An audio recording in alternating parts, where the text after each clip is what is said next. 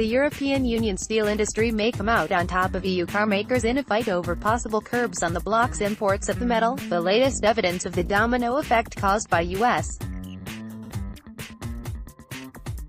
President Donald Trump's protectionism. European Trade Chief Cecilia Malmstrom said the EU could limit its imports of steel from around the world within weeks. The aim would be to prevent the European market from being flooded by shipments diverted away from the U.S. as a result of its 25% steel tariff, which Trump imposed in March on national security grounds dismissed by the EU and other countries. While EU-based steel manufacturers such as ArcelorMittal and ThyssenKrupp are pressing for import restrictions to limit the risk of a slump in domestic prices, European auto producers are warning against such a move.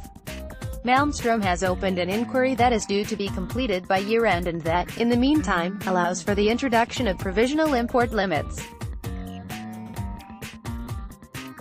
"We are seriously contemplating to have provisional measures in place," she told reporters on Tuesday in Brussels.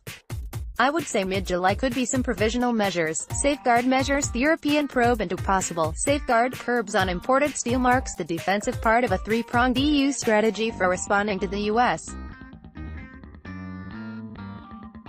steel tariff into a 10% levy on foreign aluminum that Trump also imposed in March on national security grounds, after losing a temporary waiver from the U.S.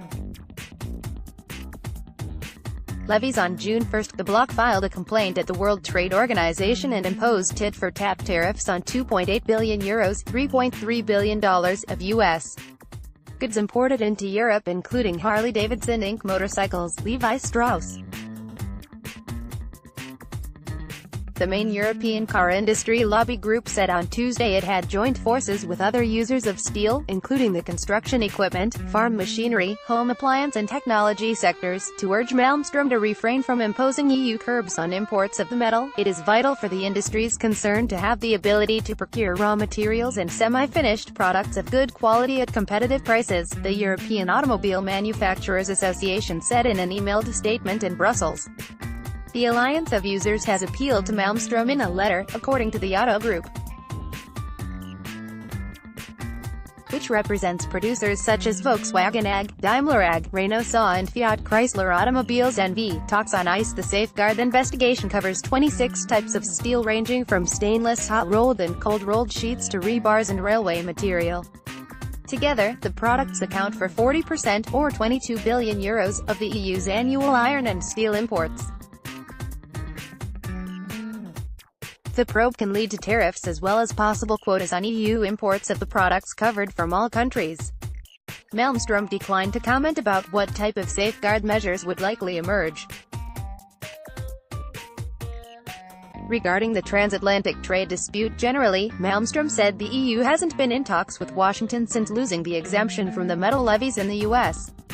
Can expect more retaliation by the bloc should Trump make good on a threat to impose automotive tariffs on national security grounds.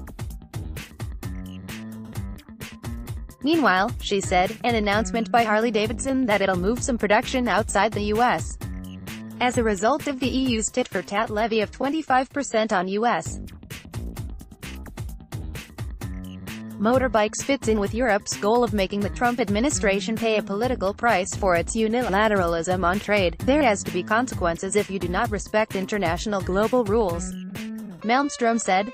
"The consequences are that the American companies and the American business and American consumers, whom we don't want to punish, but that is the unfortunate consequence, that they will react and that they will put pressure on the American administration to say, hey, hold on a minute, this is not good for the American economy."